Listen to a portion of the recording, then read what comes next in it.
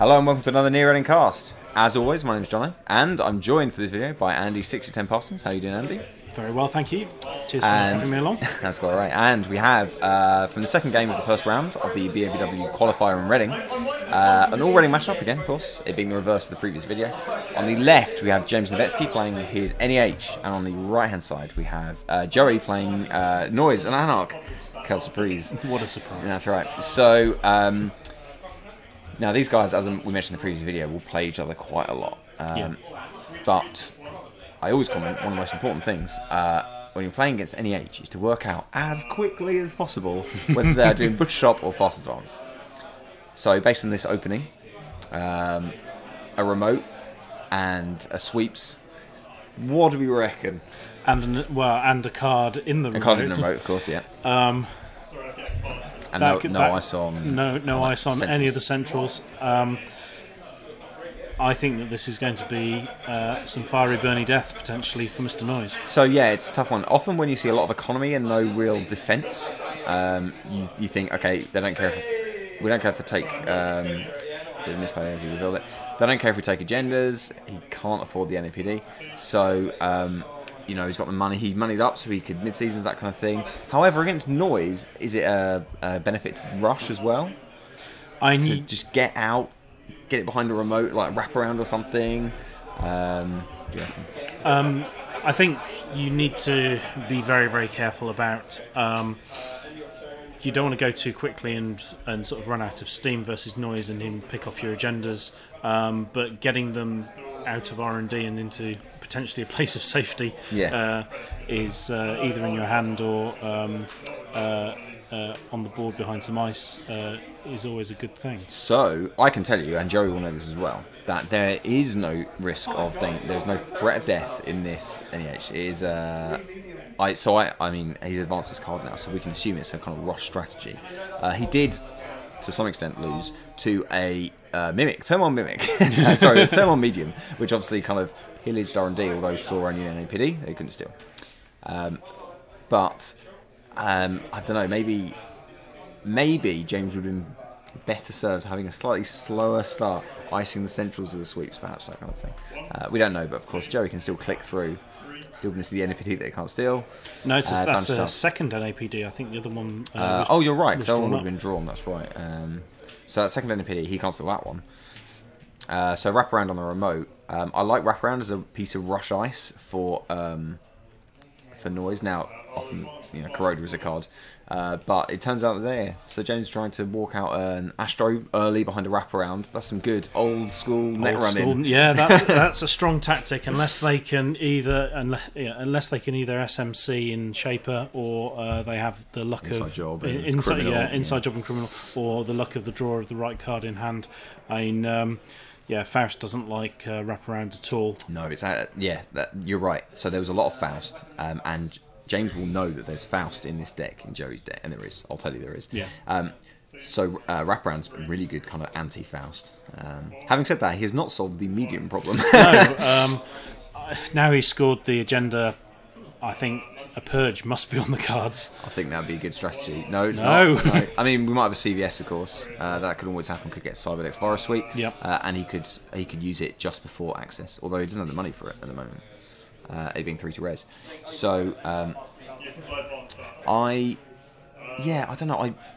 I think I would like to see a purge as well, actually. We know that he has 2 NAPDs in hand. Yeah. I mean, do you consider installing them behind his wraparound and just walk them out? I mean, Joey is floating very low credits, so I don't know, bold maybe. It would be very bold. I mean, you've still got to get the money to score them. Yes, that's true. Yeah, okay.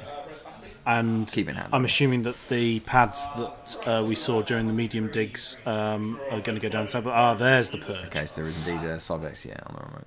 So he's going to use it trash to he only access 1 card. So I like that. He didn't do it previous. So this is Toll Booth, which we saw before. Toll Booth's going to be an annoying card when he if you can get it down, because Toll Booth's another good kind of not anti-Faust exactly, but anti-Anarch, certainly. Yeah. It's a bit of an ask to break. David, of course, makes you sad. That's true, David. And 3 credits and a David token is probably the most efficient way to break the toll booth. But it's a question of how many times you're willing to do that. You've got to recycle your Davids. They're not the cheapest card to install in Noise, particularly Joey's got at the moment no economy engine, no draw engine. You'd like to see cash ESOPs early, like now if you're Joey. I mean, that'd be ideal. Looks like he might have ESOPs, maybe I think it's a wild side in hand actually. So, yeah. I mean, there's Ice on HQ now, but in theory, there's 2 NEPDs in there, so you could try and money up and start hitting R&D. Just go up to 4 and don't know. Okay, so we see a wild side. So he spends his turn to install the wild side. Yep. So with no pancakes, no adjusted chrome type, I should say, he's going to lose clicks, but I feel like that's probably not a problem. Against an NEH who's trying to rush things out, losing that extra click can be huge.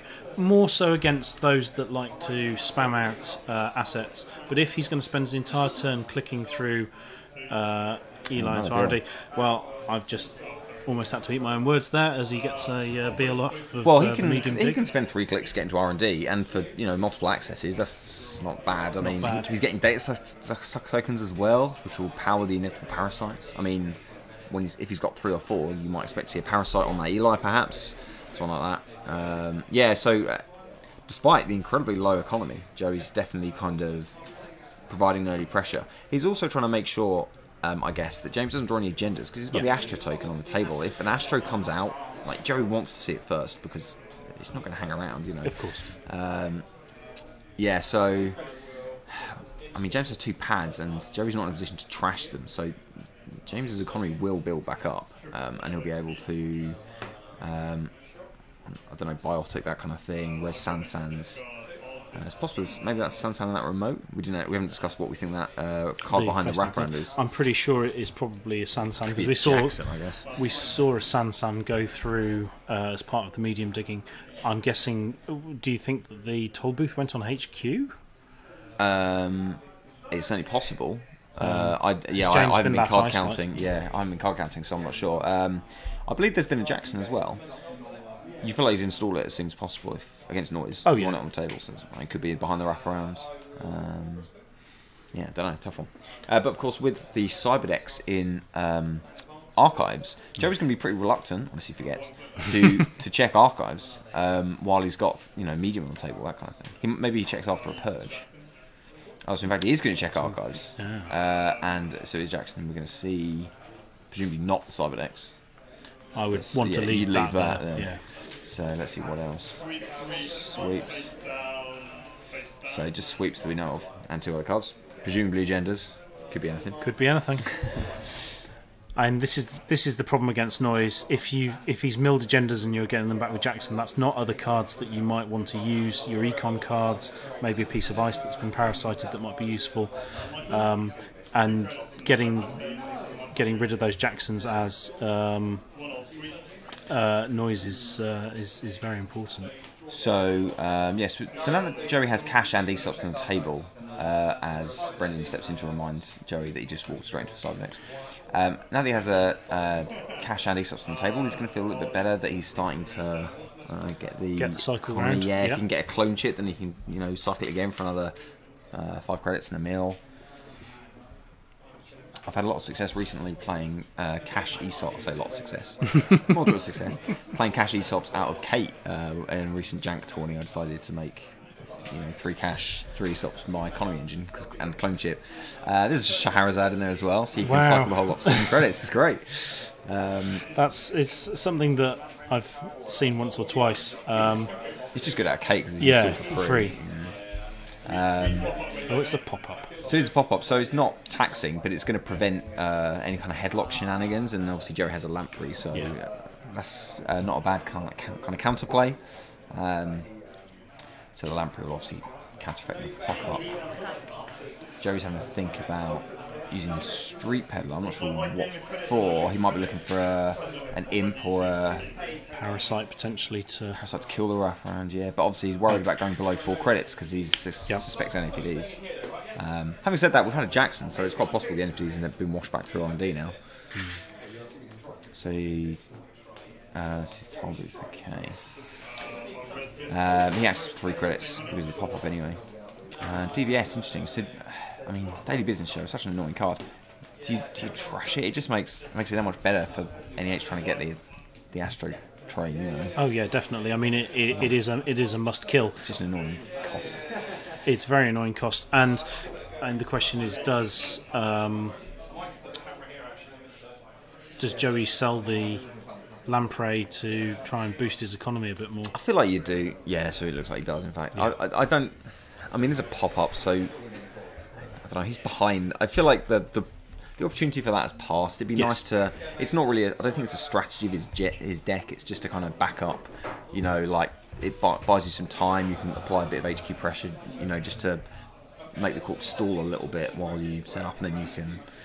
And it's another perfectly valid one-cost virus that gets you a nice mill. Yeah, and that's right. And you sell it to ESOPs for a profit. So yeah, you know, just all round. Even if it never fires when you run HQ, it's still decent. So presumably James is now just waiting for the agendas to start showing up. The Astros. You feel like he must have like sent those NAPDs back round. They're totally safe in R&D, while Joey is generally floating such a low balance. But you feel like James is just kind of waiting. He's hoping that he can draw a couple of cards from R&D that Joey doesn't see, can kind of avoid a lock, and Daily Business Show helps, and then start pushing them through, right? Yeah, I mean, now that Joey's got Faust on the board plus the Wild Pancakes combo on the go. That's right. That's going to allow him a bit more access where he might have been a bit more restricted previously. Although wraparound is obviously going to slow him down quite a lot. Definitely. Not a solution for that. You'd maybe like to see him install Corroder, I guess, for the wraparounds. I'm sure he's looking for one. Yeah. And eventually he'll get it, I guess. He's getting 2 cards a turn. So he's having a good think about this. I guess, you know, he's got Faust, so I guess he can trash the cards. He ran on click 2, so he could also click to break. 2 program face trashes. Face the trace, break for credit if James doesn't boost it.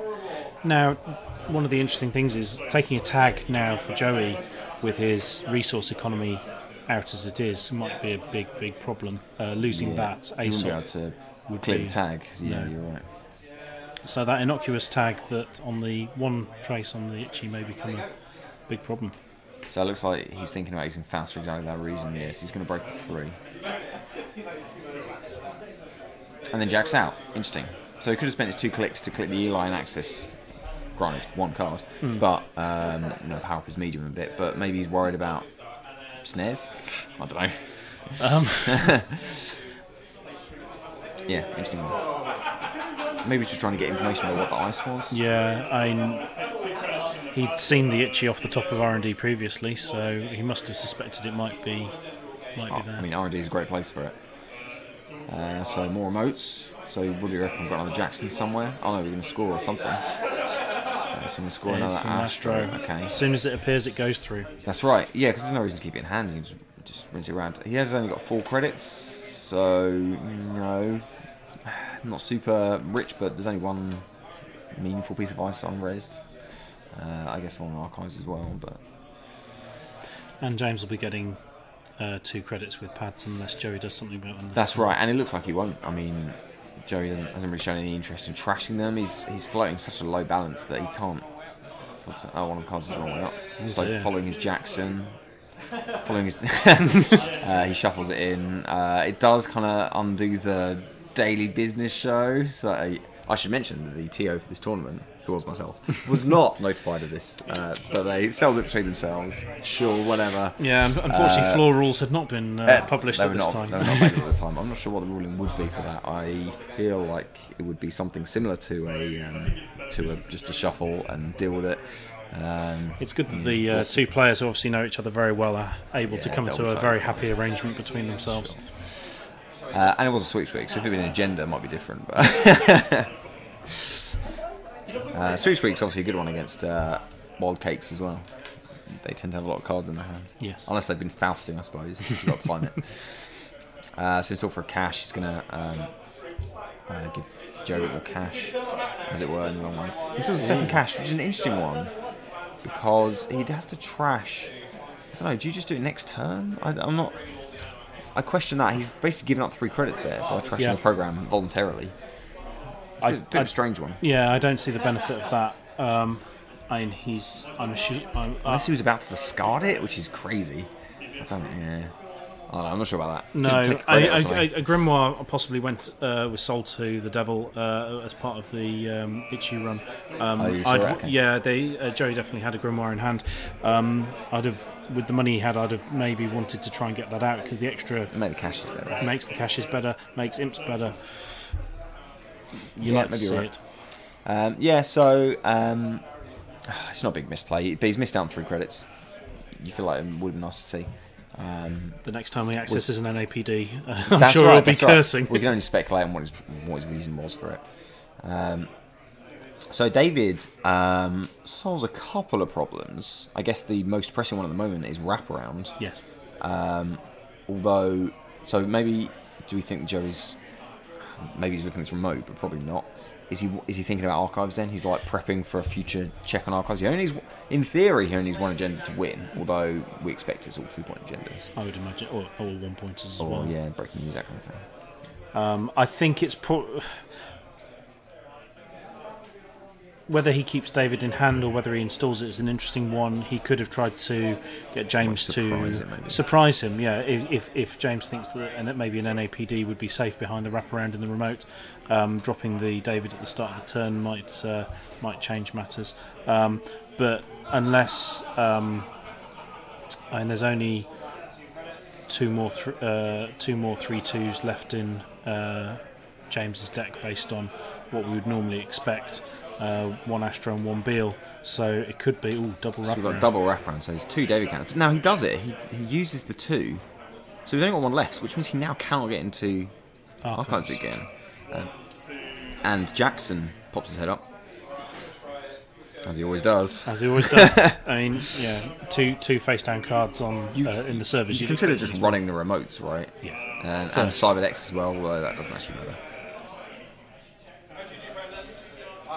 So nothing good. Some cards got whisked away. Could be anything. All 3 are face down. So I guess we expect at least 1 agenda in that lot. Yeah. Meanwhile, pads and double DBS. So the NEH asset train is still rolling, and it's obviously aggressively drawing cards. And indeed, there we go. So he's able to get that out. So he's now on 6. So he's got the Astro counter. He needs 1 point.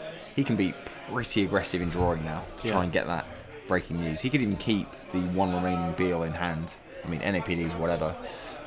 In fact, if he has an NAPD, he could walk that out. He could install it and score it, score it the following turn. You know, Joey's not checking the remotes, so he could do it.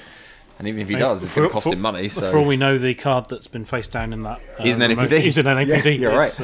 Yeah, he hasn't looked at it. Could be anything. I mean, I assume it's Cyberdex or something in case he's worried about. Well, I don't know. Yeah, could be anything. He hasn't rezzed it though. No. So it's got to be like a Cyberdex or a Jackson or an agenda, right? And the only real advantage that Joey's got at the moment is that James is only on 2 credits. Yes, that's right. Although he's got 2 pads, so he can, he can't biotic an NAPD, for instance. But if he takes 3 credits next turn, he could biotic an NAPD the following turn. Yes. So if that's an option to him, in fact, I'll have his deck to see. Let's have a quick look. I assume he has biotic. He has 2 biotics. So you'd think by now he might have 1, kind of washed up in HQ. Could be Sans as well. He's got 3, so there could be. I mean, there could be a Sans on the table. That's a possibility. You'd think he might put it behind the wraparound. I would have expected that, but again, if he thinks that Joey isn't checking the remotes enough, then it could be a sort of distraction technique. Bit of a strange bluff. I mean, I feel like you'd still put it on the wraparound. I mean, it's going to cost him a David counter to check it. Yeah. Okay, so we've got a run on HQ and a lamprey install. So a few turns ago, Joey deja vu'd for a cache and a lamprey. Now he could have got 2 caches. Was that an interesting choice? Definitely, I'd have gone for cache every time. I feel like the lamprey train has sailed, boat has whatever sails has sailed. And are they big on? Are lampreys big on sailing? I don't know. I feel like sailed anyway. See, that's it. And this indicates Joey's position is he's normally an auto trash for Jackson, and he just kind of, I don't know, it's too late, right? It's too late. But if he didn't trash it, it was going to go down and help James draw the agenda. Definitely, so. But the Daily Business Show survives, and that's helping as well. I think that needed to die this turn. It's a 4-credit hit, but you need to get rid of that so he can stop seeing 2 cards on every mandatory draw. I mean, so early on he would have been using it to get rid of the agendas, and now he's just going to be able to use it to get the agendas faster, you know. So if he gets a 3-2, if he gets a bill, he can walk it out. Presumably, in fact, I guess we can have a quick look. So, as expected, it's 2 breaking news, 3 NPDs, 3 bills, 3 And speaking of breaking news, there's breaking news, so he had it in hand. So that's it. So you know, there were 3 cards he could have scored out that turn, and in NPD he can put behind a wraparound, I guess, and whatever. So wraparound did work against Faust and David, I guess. I mean, it taxed David on archives, but I don't know that. It didn't really matter because the Jacksons were around. Joey was struggling to kill the Jacksons, although he had finally got the last one. James obviously used 2, and then he trashed the third Joey trashed the third Jackson. So that was a pretty standard, by the books, NEH Fastro win. Kind of just get the Astros, defend R&D. You know, get that. Once that first agenda's down, and then you start seeing the other ones. I mean, if Joey's agenda scores maybe had been one of the Astros instead of 2 Beals, that might have changed the shape of things and made James work a bit harder. But I don't think. Maybe the medium digs could have been if Joe had been a bit more successful with those. But at the start of the game, you're obviously expecting R&D to be full of lots of different things, and I mean he saw a couple of Jacksons that he wasn't able to get rid of, which then were used later to put stuff through from potentially decent mills. Yeah, so it's a bit of a strange one. I mean, you could say Jerry got unlucky with accesses, but he accessed a couple of NAPDs. You know, he would have had to expect they were in there. So he was trying to. Basically, he was trying to get an early Astro, I guess. But you'd like to see him kind of money up and be prepared for an eventuality of such, you know, be prepared for an NAPD or imp it. I mean, we never saw an imp on the board. There was one on the peddler that got put in the bin. He doesn't have 3 assets. Didn't get trashed in a timely fashion. Yeah, that's true. He'd never pressured the assets, and he didn't check remotes. I mean, no, you know, so it's a dangerous game, and you do need to check your remotes, but. I don't know. I feel like when NEH is just kind of clicking and getting the cards in the right order, you know, first getting the ice, and with the economy, and then starting to get the agendas. I mean, we didn't see a Bartek even, so or a Clot. That's it. So we didn't. NEH didn't need any fast advance tools, and the all it needed was the Astro. The first one it just kind of bluffed out, and then it just chained them out. So there was no. No Sands and no Bartek, so just kind of I don't know. It's hard, I find it hard to criticise Joey because it didn't come together. But I feel like there were lots of little decisions that economic decisions, things like going for the lampreys and things like trashing cars instead of using ESOPs. Just a bit of patience, waiting a turn to get you 3 credits for no click. That's great. Yeah, so, I mean. And when money was being so critical, either to steal or to disrupt James's plans,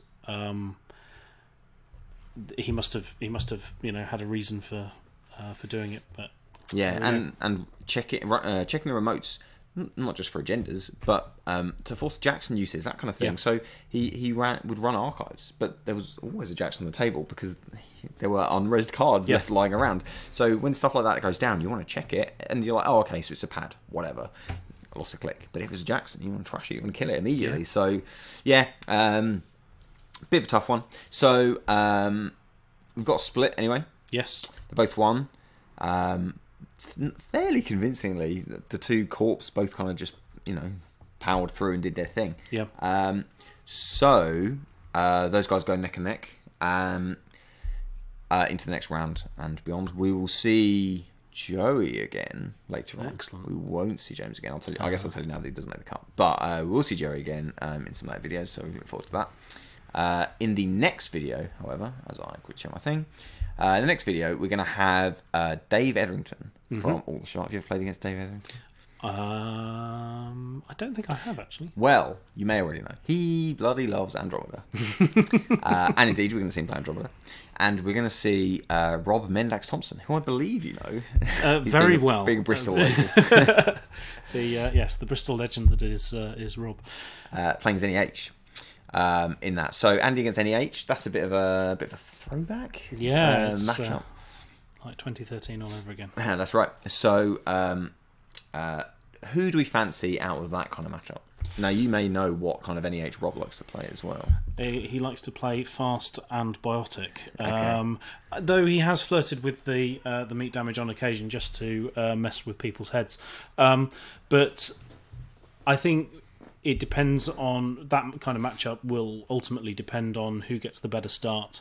If Andy... And I'm assuming it's going to be an Andy Sucker type build rather than a stealth. That is fair to say. Yeah. Gets a good start, gets security testing on the go, gets the breakers that she needs to get in where she needs to. There's a lot of opportunities there to outcredit the corp, put the pressure on with the siphons, etc. If Rob gets a good setup, maybe a sweeps week in the opening hand versus Andy, well, yeah, maybe two, and is able to get out the Astro as we saw James do early against Joey, the train can just keep rolling on. Yeah, I mean, it's fair to say that kind of security testing, based economy, security and Desperado based economy out of Criminal is going to do very well against a wide NEH. But yeah, it should be an interesting matchup because obviously both decks will play quite fast as well. Yes. But neither of them are kind of built for a long game. They're built for a kind of early pressure and yeah. Okay, yeah, should be an interesting game. So, Andy, thank you very much for helping me out on commentate. It's a pleasure. And thank you for watching, and we'll see you next time.